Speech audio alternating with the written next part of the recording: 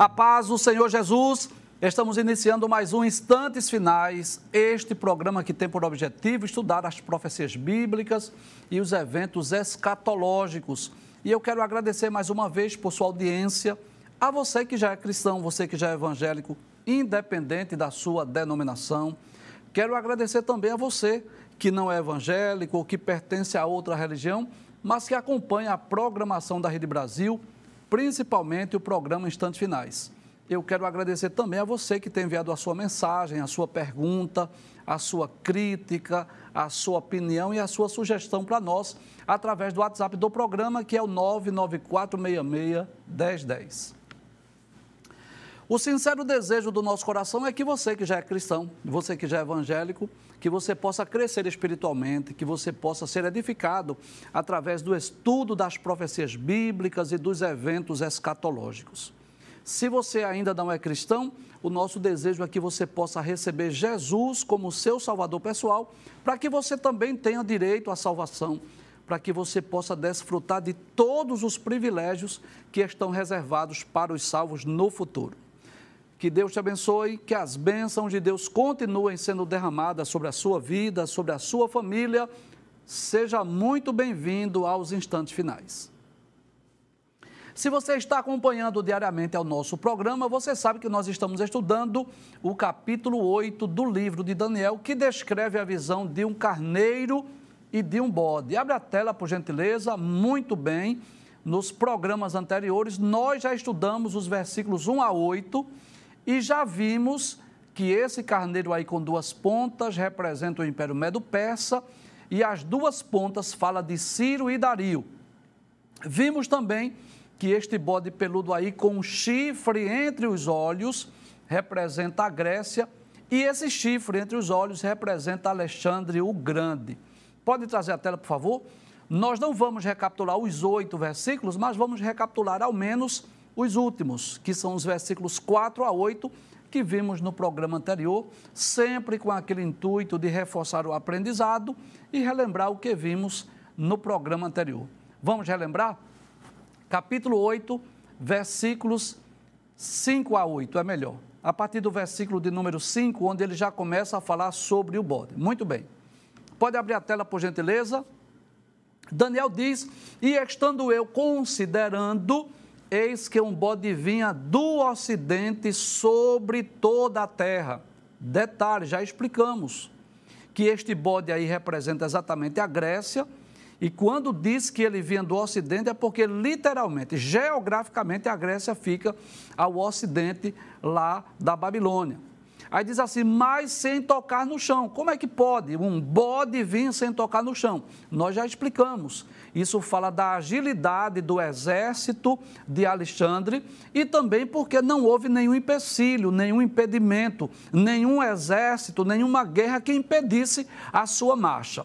O texto diz ainda, e aquele bode tinha uma ponta notável entre os olhos. Nós vimos que essa ponta representa exatamente Alexandre o Grande, que foi um grande estrategista de guerra e foi o primeiro líder do Império Grego. Pode passar a tela, versículo 6. Dirigiu-se ao carneiro que tinha as duas pontas, ao qual eu tinha visto diante do rio. Observe que o exército de Alexandre veio exatamente com o intuito de destruir o Império Medo-Persa, o exército persa, né? Por isso que o texto diz que o bode, ele partiu em direção ao carneiro, e o texto diz, e correu contra ele com todo o ímpeto da sua força.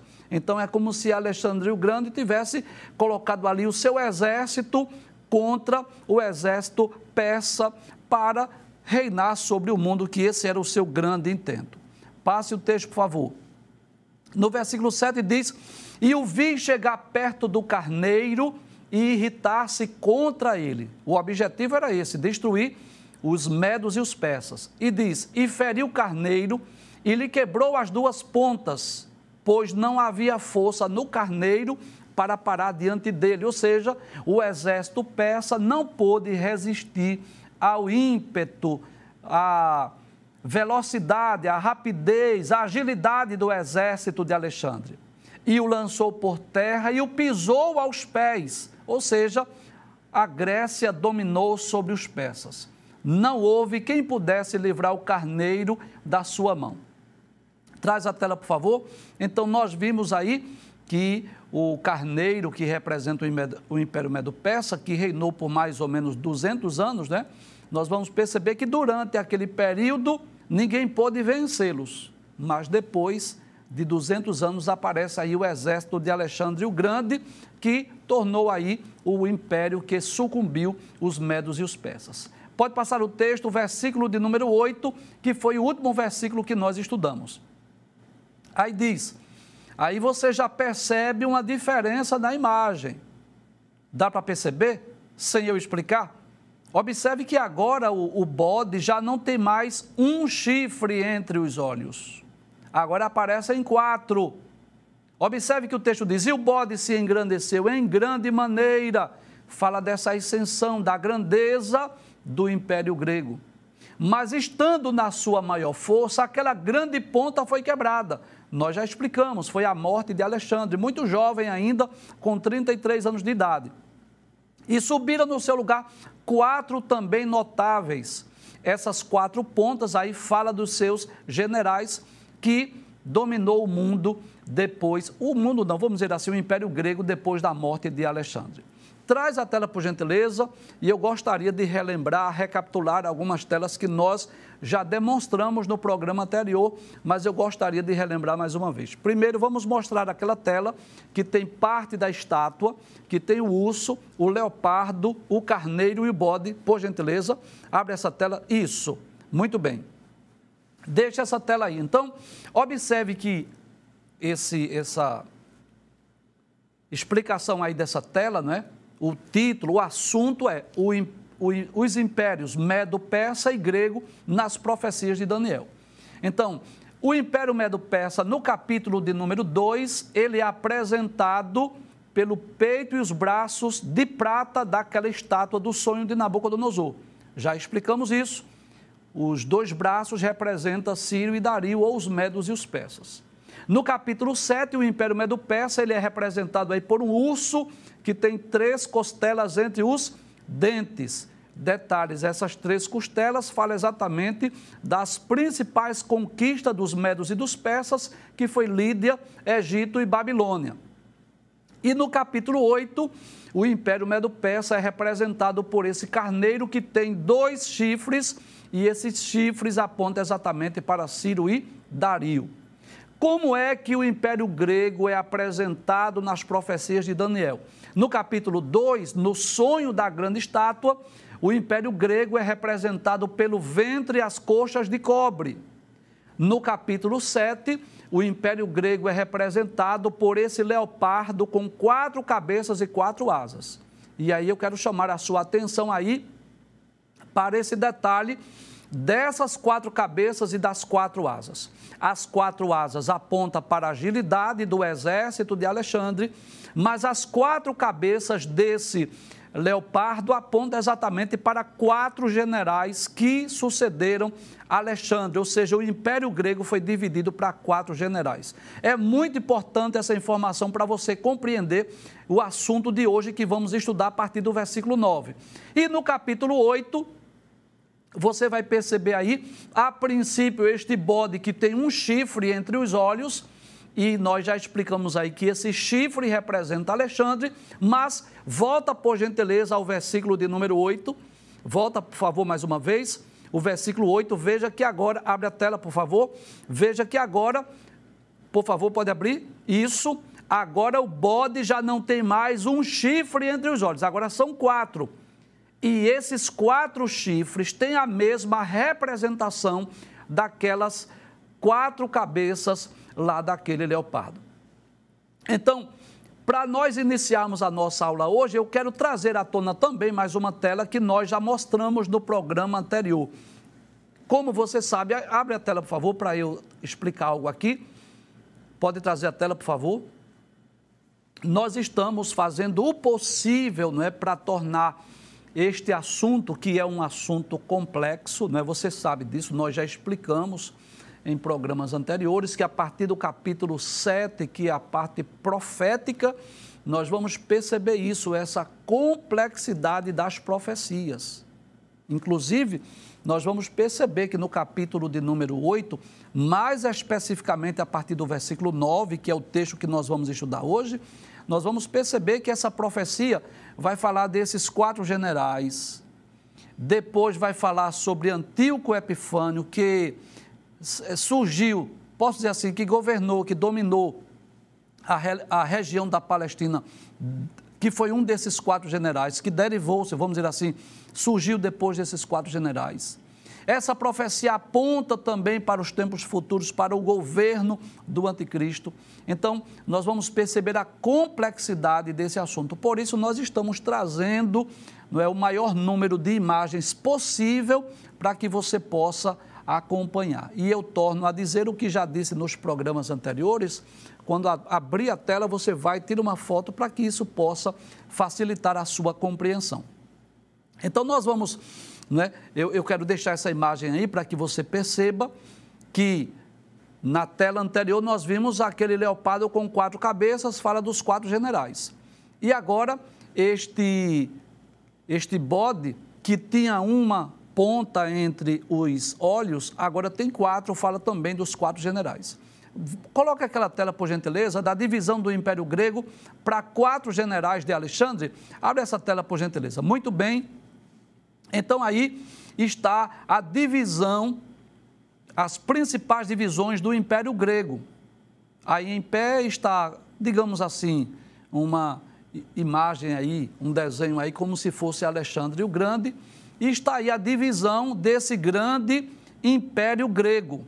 Então, o general Cassandro ficou responsável pela Grécia, o general Lisímaco ficou responsável ali pela região da Ásia Menor, o general Seleuco ficou responsável ali pela região da Síria, da Pérsia, que é de onde vem Antíoco Epifânio. Eu gostaria que você destacasse aí, observe que essa região da Média, da Pérsia, da Síria, que quem ficou responsável aí foi esse general Seleuco, e é desse general que vai futuramente surgir aí Antíoco Epifânio. Por isso que aí tem o nome de Antíoco também.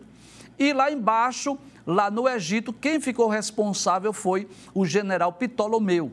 Então, veja que essa profecia, traz a tela por gentileza, essa profecia, ela apontava não só para o Império Medo-Persa, representado pelo carneiro, que nós já estudamos os versículos 1 a 4, não só para o Império Grego, que nós estudamos no programa anterior, os versículos 5 a 8, mas também fala desses generais que sucederam a Alexandre e principalmente do surgimento deste homem chamado Antíoco Epifânio.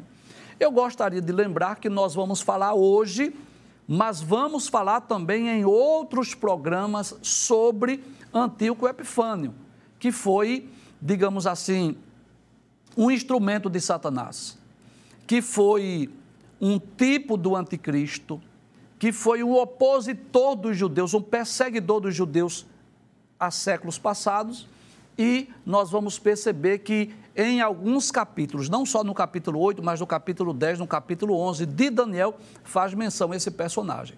Então, hoje nós vamos estudar Daniel capítulo 8, a partir do versículo 9, e eu espero que você esteja aí já com a sua Bíblia, o seu caderno de anotações, o seu celular para tirar foto dessas imagens, para que você possa compreender o assunto. Vamos para o capítulo 8, versículo 9 agora. Deixa eu fazer o seguinte, deixe eu ler o versículo 8 mais uma vez, para que nós possamos acompanhar o raciocínio, tá bom assim? Deixa eu ler o versículo 8. Abre mais uma vez, observe, diz, e o bode se engrandeceu em grande maneira, ou seja, o Império Grego se engrandeceu, mas estando na sua maior força, ou seja, no ímpeto, nas suas conquistas, aquela grande ponta foi quebrada. Qual ponta? Foi a morte de Alexandre. E subiram no seu lugar 4 também notáveis, 4 pontas, que representam os 4 generais, para os 4 ventos do céu. Agora sim, versículo 9, diz assim, e de uma delas, ou seja, de uma daquelas 4 pontas, saiu uma ponta muito pequena. quero chamar a atenção aí sobre esta ponta muito pequena. Traz a tela, por favor, depois eu continuo o texto.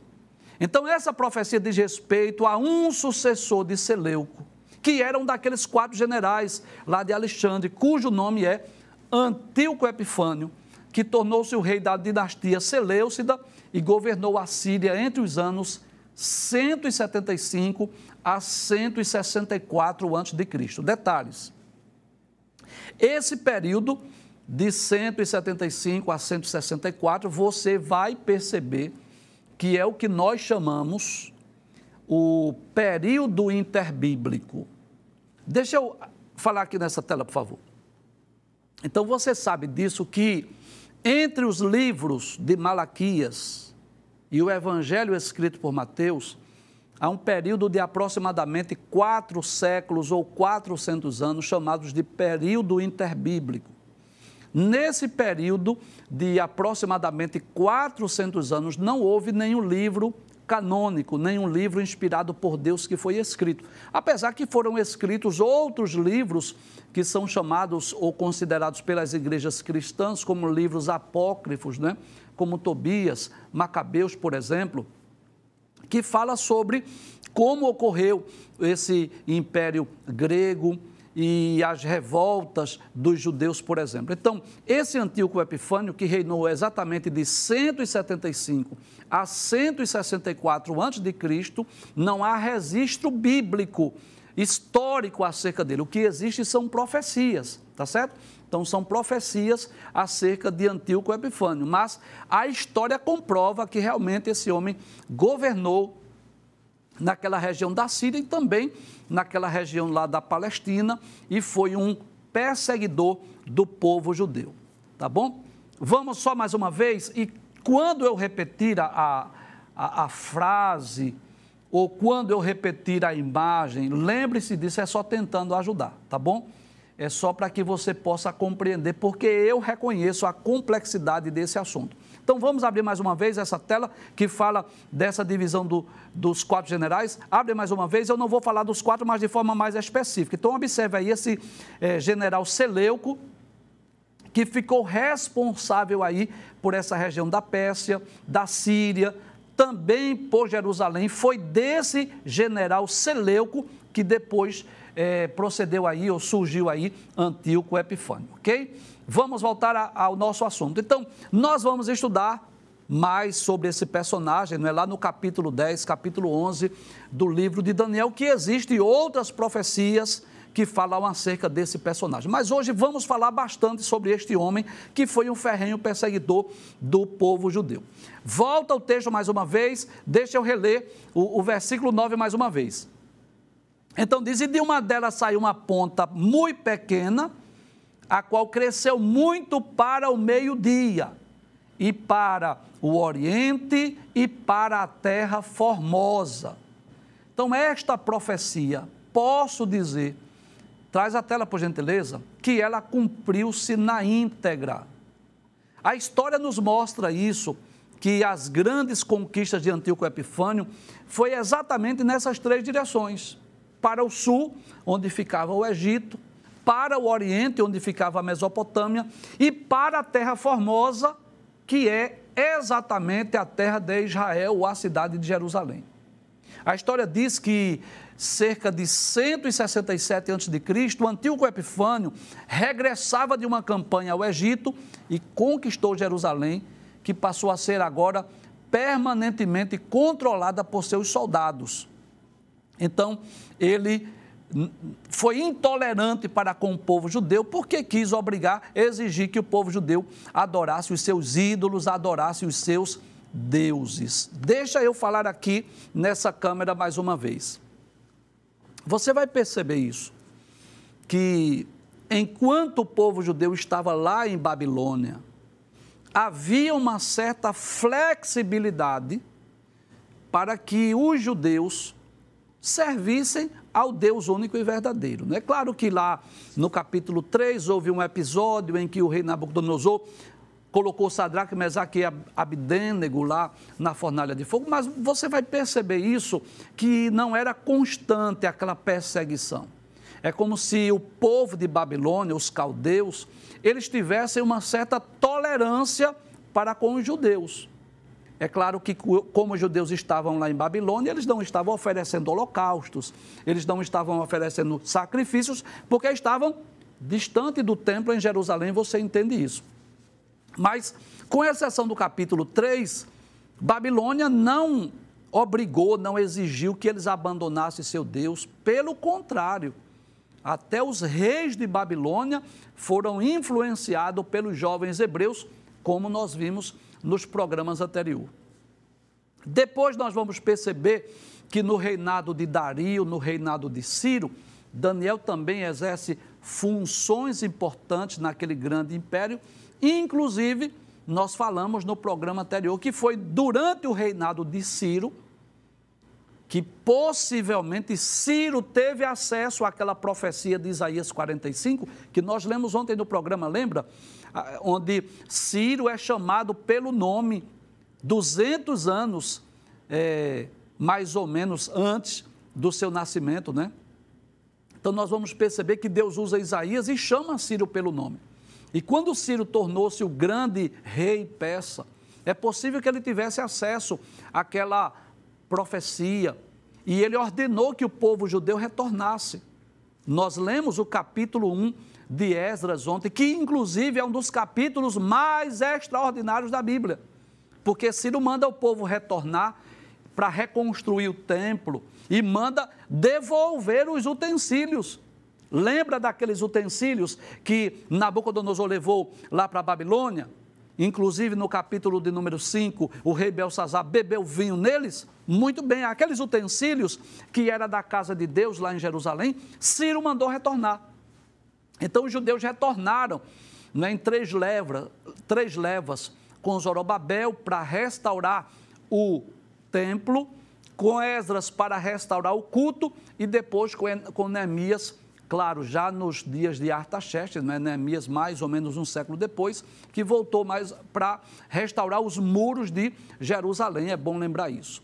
Então os judeus haviam retornado para Jerusalém, que foi exatamente nesse período em que o exército grego sucumbiu, o Império Medo-Persa, e é desse general Seleucida que surge aí esse Antíoco Epifânio, que começou agora a dominar a área da Síria, a área da Palestina, e foi um ferrenho opositor ao povo de Deus, porque ele não tolerou ou não permitiu que o judeu continuasse com o seu culto monoteísta. Antíoco Epifânio, como eu disse, foi um instrumento de Satanás, é um tipo do anticristo, e o seu objetivo era tornar o povo judeu idólatra. Ele quis proibir que o povo judeu fosse monoteísta. Eu espero que você esteja entendendo, porque quando a gente explica esse capítulo 8, inevitavelmente nós temos que estudar a profecia, apontando para o futuro, mas ao mesmo tempo nós temos que estudar a história. O que é que diz a história acerca do cumprimento dessas profecias? Então, a profecia de Daniel, capítulo de número 8, versículos 8, 9, 10, 11, fala exatamente dessa ponta pequena que surgiu de um daqueles 4 generais, apontando para o futuro. E a história mostra isso, que nesse período interbíblico, lá em Jerusalém, surgiu esse rei Seleucida, não é?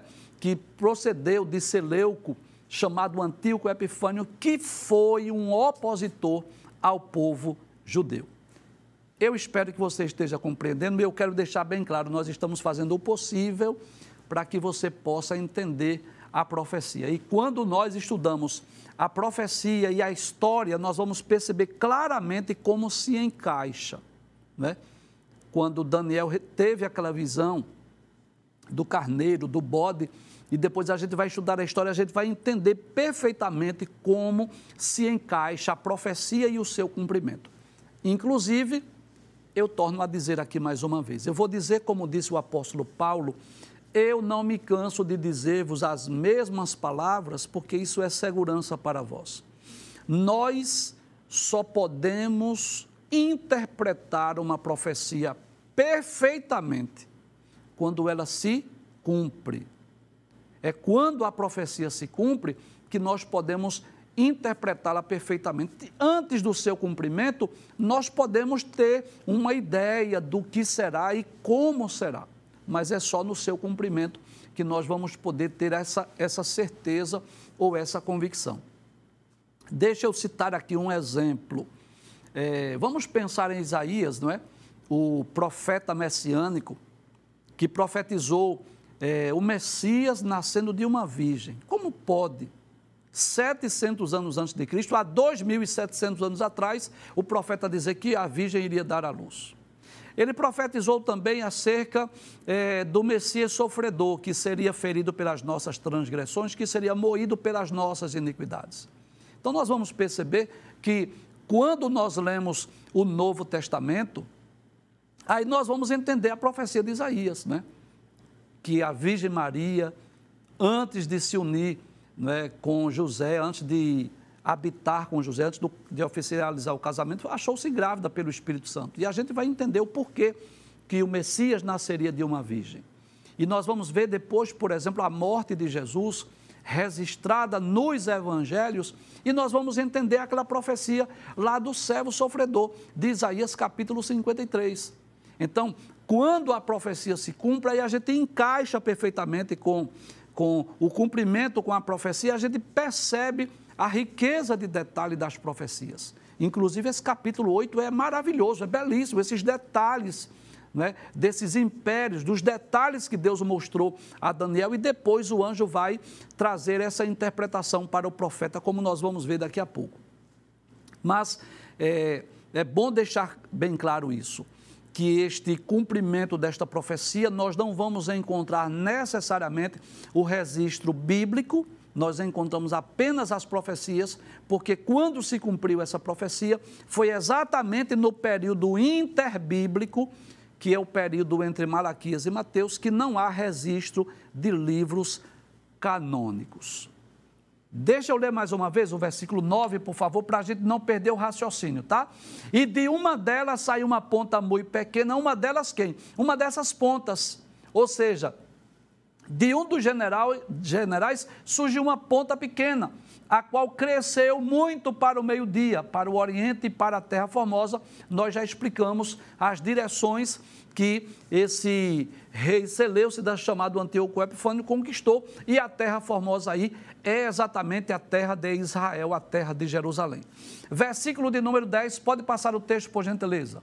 Diz: e se engrandeceu até o exército dos céus, e alguns do exército e das estrelas lançou por terra e pisou.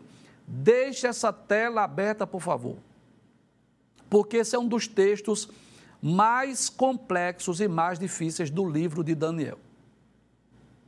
Deixa eu ler mais uma vez de forma mais compassada. E se engrandeceu até ao exército dos céus. Como é que pode um homem, um rei, Seleucida, se engrandecer até o exército dos céus? E alguns do exército e das estrelas deitou por terra e os pisou. Muito bem, pode trazer a tela. Esse texto pode ser interpretado ao menos de duas formas ou de duas maneiras. Nós podemos interpretar no sentido literal e também no sentido espiritual. Então, por exemplo, no sentido literal, nós podemos dizer, deixa eu falar aqui nessa tela, por favor. No sentido literal, nós podemos dizer que ele aponta para o que ocorreu com a nação de Israel. Porque este homem chamado Antíoco Epifânio, literalmente, lutou contra as autoridades civis, as autoridades religiosas de Israel, lançou as autoridades por terra, ou seja, ele venceu. Então, esse exército do céu, essas estrelas, estão relacionadas às autoridades civis, às autoridades religiosas da nação. E é bom nós deixarmos isso bem claro, né? Que esse Antíoco Epifânio, que é um tipo do anticristo, esse líder que vai surgir no futuro, durante o seu reinado, ele tentou exterminar a religião judaica. Então, ele perseguiu de forma ferrenha a liderança religiosa de Israel. Mas aí eu posso interpretar também no sentido espiritual. Nós podemos interpretar o que está lá no livro do Apocalipse, capítulo 12, onde a palavra de Deus diz que a cauda daquele grande dragão levou após si a terça parte das estrelas do céu e as lançou-as sobre a terra. Vamos ver esse texto? Apocalipse, capítulo de número 12, e eu gostaria de, inclusive, dizer que isso é uma característica das profecias bíblicas. Existem profecias que elas são de dupla referência. Às vezes, uma mesma profecia, ela tem duas interpretações ou dois períodos de cumprimento. Deixa eu dar aqui alguns exemplos para você entender. Por exemplo, o sermão profético de Jesus, capítulo 24 de Mateus, capítulo 13 de Marcos, capítulo 21 de Lucas, em certo aspecto apontava para a destruição de Jerusalém no ano 70 da era cristã. Lembra que Jesus disse assim: não ficará aqui pedra sobre pedra que não seja derribada? Aquilo já se cumpriu no passado, no ano 70 da era cristã. Mas perceba que a profecia também aponta para o futuro, para o governo do anticristo, para a perseguição que ocorrerá contra o povo judeu durante os 7 anos de tribulação. Então eu posso dizer que é uma profecia de dupla referência. Vou dar outro exemplo, e eu espero que com este exemplo eu não esteja confundindo você, tá certo? Eu estou tentando ajudar a você conhecer essa característica da profecia bíblica, porque eu estou lendo um versículo e trazendo duas interpretações ou duas explicações. Por exemplo, o capítulo 37 de Ezequiel. Você lembra daquele capítulo? Daquela visão do vale de ossos secos, daquela restauração do povo judeu? Eu posso dizer que ali tem dois períodos de cumprimento, é uma profecia de dupla referência. Por exemplo, nós vamos perceber que em certo aspecto aquela profecia se cumpriu nos dias de Esdras, Neemias e Zorobabel, quando Jerusalém foi reconstruída, foi restaurada em 536 a.C., mas eu posso dizer que, em certo aspecto, ela teve também um cumprimento em maio de 1948, quando Israel voltou mais uma vez a ser uma nação. Eu poderia citar ainda Ezequiel capítulo 28, não sei se você lembra disso, mas Ezequiel capítulo 28, versículos 1 a 10, fala do rei de Tiro, mas a partir do versículo 11, fala de um querubim ungido que estava lá no Éden, já fala sobre Satanás. Então, o que é que nós devemos entender? Existem profecias que elas têm dois períodos de cumprimento. É o que nós chamamos de dupla referência, ou ela às vezes se aplica a dois períodos ou a dois personagens. Por isso que esse texto aí, ele tanto fala de Antíoco Epifânio, mas também fala de Lúcifer, também fala de Satanás. Vamos ler mais uma vez, antes de eu trazer a outra interpretação? Pode abrir o texto mais uma vez? Então veja, essa ponta pequena se engrandeceu até o exército dos céus, e alguns do exército e das estrelas deitou por terra e pisou. Então, no sentido literal, vamos dizer assim, no sentido da profecia, falando de Antíoco Epifânio, nós podemos falar que ele pisou literalmente a liderança judaica, religiosa de Israel, porque ele foi um ferrenho perseguidor do povo judeu. Mas eu posso também falar dessa queda de Lúcifer, ou da rebelião de Lúcifer, que está lá em Apocalipse, capítulo de número 12, versículos 3 e 4. Pode trazer a tela, por favor? E eu quero que você abra a sua Bíblia aí, Apocalipse, capítulo 12, versículos 3 e 4. Diz assim: e viu-se outro sinal do céu, e eis que era um grande dragão vermelho, que tinha 7 cabeças e 10 chifres, e sobre as cabeças 7 diademas, e a sua cauda levou após si a terça parte das estrelas do céu, e lançou-as sobre a terra. Veja se não há semelhança com essa profecia. E o dragão parou diante da mulher que havia de dar à luz, para que, dando ela à luz, lhe tragasse o filho. Então, assim, eu posso dizer que essa profecia de Daniel, capítulo 8, versículo 10, ela aponta tanto para o passado, falando de Antíoco Epifânio, mas também para a obra de Satanás, que ao rebelar-se contra Deus, levou consigo a terça parte dos seres angelicais, das estrelas do céu. Sem dúvida, como já dissemos, há uma outra aplicação também, fala de Antíoco Epifânio, que agiu no passado segundo a eficácia de Satanás.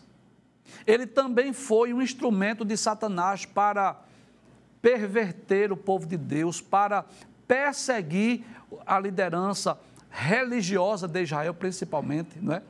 com o intuito de perseguir o povo judeu, assim como o anticristo vai fazer no futuro. Não vai dar tempo nós estudarmos mais os outros versículos, porque eu não estou querendo explicar muitos textos hoje, para não confundir ainda mais, eu vou dar continuidade a esse texto a partir do próximo programa. Nós vamos continuar a partir do versículo de número 11. Mas deixa eu falar algo aqui que eu considero de suma importância, principalmente nesse período que nós estamos vivendo. Você sabe disso, que o povo judeu foi escolhido por Deus para ser o povo pelo qual Deus iria realizar os seus propósitos aqui na terra. Você sabe disso. Quando Deus chamou Abrão e fez a Abrão 4 exigências e fez 7 promessas, Deus estava chamando Abrão para que a partir de Abrão Deus pudesse realizar os seus projetos. Dentre eles, enviar o Messias, enviar o Cristo. Nós já dissemos aqui em outros programas, não é? Pelo menos Deus tinha 3 propósitos na chamada do povo de Israel: nos dar a Bíblia, revelar-se ao mundo e enviar o Messias. Então nós vamos perceber que é esta a razão pela qual este povo, desde os tempos bíblicos, desde os tempos passados, foi tão odiado. É por essa razão que Satanás utilizou-se de tantas pessoas, como no passado de Antíoco Epifânio, como no passado de Hitler, como nos dias atuais de muitas nações árabes que estão em constantes guerras contra o povo de Israel, com o intuito de destruir esse povo. E no futuro, Israel ainda enfrentará a pior de todas as perseguições, a maior de todas as batalhas durante a grande tribulação, durante a batalha do Armagedon, que nós já explicamos esse evento em outros programas. Então, Satanás sabe disso, que a nação de Israel, que o povo judeu foi um povo escolhido para a execução dos propósitos divinos, que Deus ainda tem um propósito, ainda tem um plano com este povo, que é em Jerusalém que Jesus vai reinar sobre as nuvens do céu, descer sobre as nuvens do céu e vai reinar por 1000 anos. E é por isso essa fúria, e é por isso este ódio dessas nações. É por isso que essas nações árabes que estão cercando Israel odeiam tanto o povo judeu. E o pior de tudo, você sabe, é que a mídia, ela muitas vezes, a mídia também perverte as informações. E quando Israel está sendo bombardeado, aquilo vamos dizer assim, é transmitido, anunciado, divulgado de uma forma muito vaga, muito sutil. Mas quando Israel revida, aí a mídia internacional começa a colocar, vamos dizer assim, a população mundial contra o povo judeu. Por que o professor Givanildo está falando desse assunto hoje? Por uma razão simples. Nós vimos que Antíoco Epifânio, no passado, foi um instrumento de Satanás para perseguir o povo judeu. Nós vamos ver que no futuro, o anticristo será um instrumento de Satanás para perseguir o povo judeu, e hoje não é diferente. Satanás tem utilizado de muitos povos, de muitas nações, para perseguir o povo judeu, para perseguir a nação de Israel. Nós vamos a um breve intervalo, voltamos dentro de instantes para responder algumas perguntas e, a partir do próximo programa, nós vamos dar continuidade explicando a partir do versículo de número 11.